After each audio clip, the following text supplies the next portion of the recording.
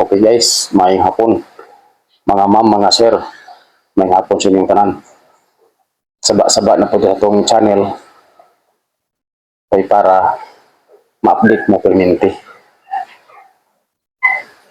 Paki-subscribe lang tapos paki-share. Ay munagingon ako sa inyo na ang tanan na kong i-upload na mo makuha. Ang atong content na kong karon kuhanin ka ng sa mga tao ni ng mga badlungon o kani bagong tubo po ng mga badlungon. Tingani, kamo ang mga papa, kamo ang mga mama, disiplinahan ninyo ang inyong mga anak para dili na ulahi ang tanan. Kay daghan na kayo hitabo, nakita ninyo sa social media, sa Facebook, na ang ilang anak, di-claim nila unang-una dito sa punerarya, ikaduha, hospital, ikatulo, sa mga istasyon, sa mga presyuhan. Disiplinahan ninyo. Wala'y mawala sa inyo kung inyong disiplinahon ang inyong mga anak. Pero, ang unang inyong disiplinahon, ang inyo pong kaugalingon mga mama o papa. Kinahanglan ikaw amahan, di ka mo inom, di ka mo sigarilyo, di ka manugal, di ka mo siyabo. Wala kay bisyo. Kaya pag once na kay bisyo, modisiplina kasi mo anak, ngayon mong anak sa imo nga ikaw gani pa mo sigarilyo, ikaw gaya pa mo inom, ikaw gaya pa manugal, tapos bawalan ko ni mo anak, sakit na para sa ako. Noong araw kompleto og bisyo, pero gibiyaan ako kawalay kwenta, nagsamok-samok ra na, kademonyuhan na ang bisyo. Mo na anytime ko magdisiplina sa anak, magyaw-yaw ko sa anak, walay katubag akong anak sa ako. Say ngano, maskin sigarilyo dili ko. Mayor ang bisyo mga tao nga may kahimtang, pero kita mga tao nga gutom, luod. Ingani akong point. Dili ni paglaban sa pulis, dili po ni ako ingon nga nagpahaba ko sa pulis. Kaya ako nga tao, maprinsipyo. Mo na giingon sa mga kinistoryahan sa katigulangan nga malubag pa ni mo ang bukos kawayan kaysa akong prinsipyo. Kung ang tao nasuko sa ako, pinakataas anang 10 years maulian siya, pero ako pag masuko ko sa akong isig kaingon tangkahan tagi mo istorya. Basta mo ginhawak ako, dili mawala kung kasuko sa imo. Ingana ko nga klase nga tao nga maprinsipyo. Ingani akong point.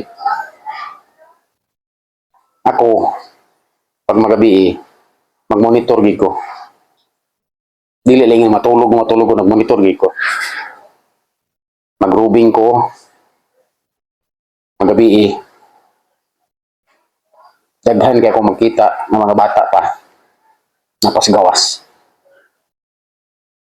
Asa man day ang mga mama papa nganong dili man aninyo mahipos ang inyong mga anak. Tapos alauna, alas 2, alas 3 sa kadlawon kana nga mga oras ha ting tulog, ting pahulay.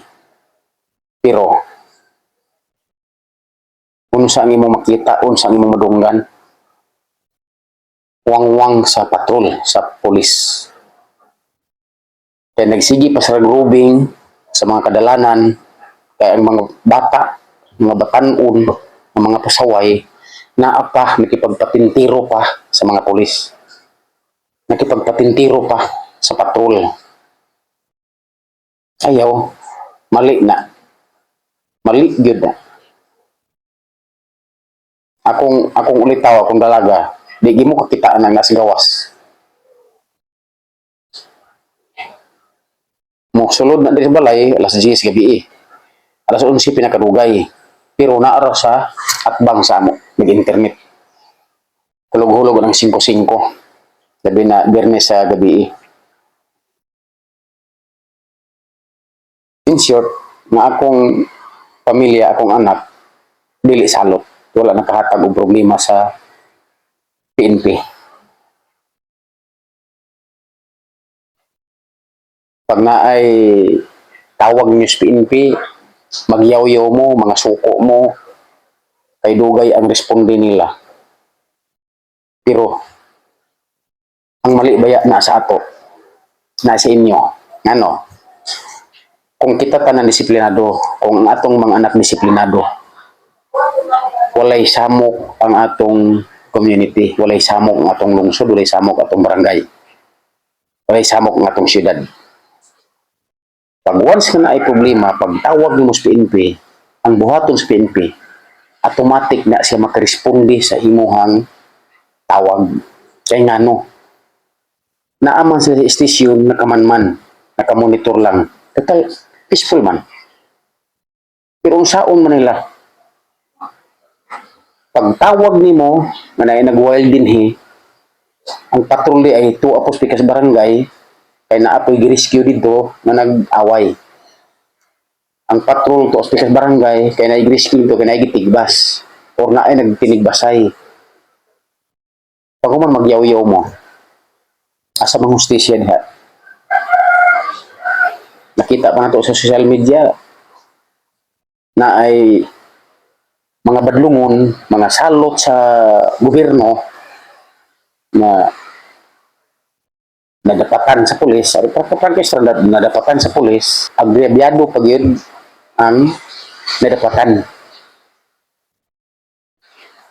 Kasuhan na po ang pulis. Hantod magka-problema ang pulis. Pero, katuloy nga tao, salot dito. Nang rape, kawatan, negosyo og illegal, negosyo og syabo. Di ba? In short, salot siya sa lipunan. Please lang, disiplinahan inyong mga anak. Disiplinahan inyong kagalingon. Adisir mo mag-disiplina sa inyong anak. Way back 1960s, 70s, 80s. Peaceful pagid ang kalibutan. Wala pa kayo kalimunyuhan ng atayong. Pero pag abot 2000, year 2000, kompleto na. O pagka Mayo, 48 na akong edad. Taas-taas na ko og edad. Mao nga experience gina ko. Ang kanhi ug sa karon. Lahi ra kanhi, lahi karon. Ang problema lang kanhi kay ang mga tao nga kaedad nako or senior pa nako nakisabay pod sa mga bag-o karon nga mga pasaway. Unang-una, pasaway sa gobyerno. Ikaduha, pasaway sa community. Walay mawala sa inyo kung tumanoy na kong istorya pagpagong buhay mo. Disiplinahan yung kagalingon, disiplinahan yung pamilya. Daghang salamat.